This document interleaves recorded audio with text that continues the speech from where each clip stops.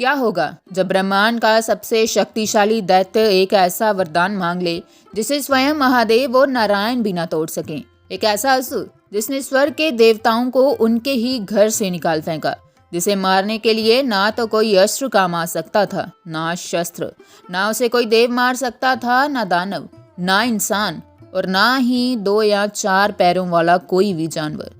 तो फिर जब सृष्टि का अंत करीब आ गया तो किसने किया उस अजय असुर का सर्वनाश।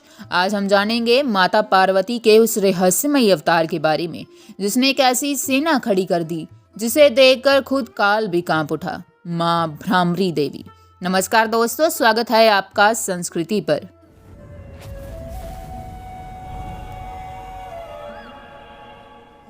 इस महाविनाश की शुरुआत होती है अरुणासुर नाम के एक दैत्य से। उसके मन में देवताओं के प्रति भयंकर नफरत थी।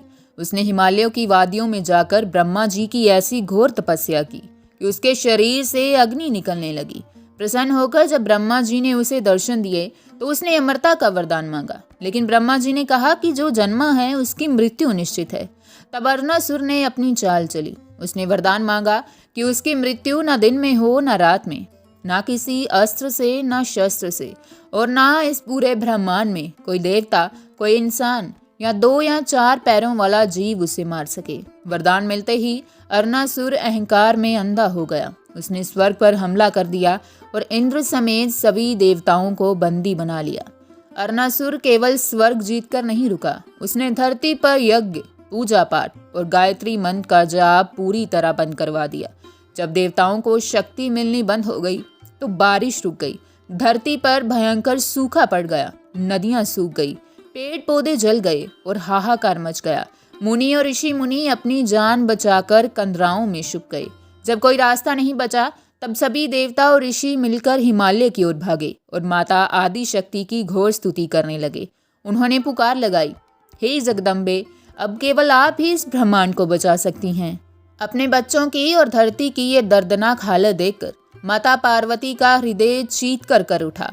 उनके नेत्रों से आंसुओं की धारा बह निकली। माता ने 100 आंखों वाला साक्षी रूप धारण किया और उनके आंसुओं से धरती की सूखी नदियां फिर से भर गई। लेकिन अरुणासुर का घमंड अभी टूटा नहीं था। वे अपनी विशाल सेना लेकर माता पर हमला करने दौड़ पड़ा। उसने देखा कि वह तो अमर है। तब माता ने देखा कि ब्रह्मा जी के वरदान का सम्मान भी रखना है और इस पापी का अंत भी करना है। ब्रह्मा जी ने कहा था कि 2 या 4 पैरों वाला जीव इसे नहीं मार सकता, तो फिर 6 पैरों वाले जीव का क्या? उसी पल माता पार्वती के शरीर से एक अचंभित करने वाली दिव्य ऊर्जा निकली और उन्होंने भ्रामरी देवी का सबसे उग्र और विशाल रूप धारण किया।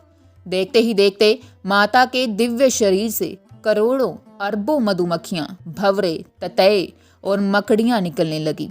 आसमान में इन 6 पैरों वाले भंवरों का इतना बड़ा झुंड छा गया कि सूरज की रोशनी छुप गई और दिन में ही घूप अंधेरा हो गया। इन भंवरों की गूंज इतनी भयानक थी कि असुरों के कान के पर्दे फटने लगे।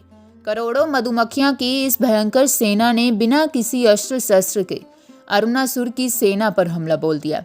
अरुणासुर चीखता रहा, अपने हथियार चलाता रहा, लेकिन वे भंवरों की उस आंधी को कैसे काटता। उन भंवरों ने उस अहंकारी दैत्य को चारों तरफ से घेर लिया और देखते ही देखते उस अपराजय असुर का हमेशा के लिए अंत हो गया।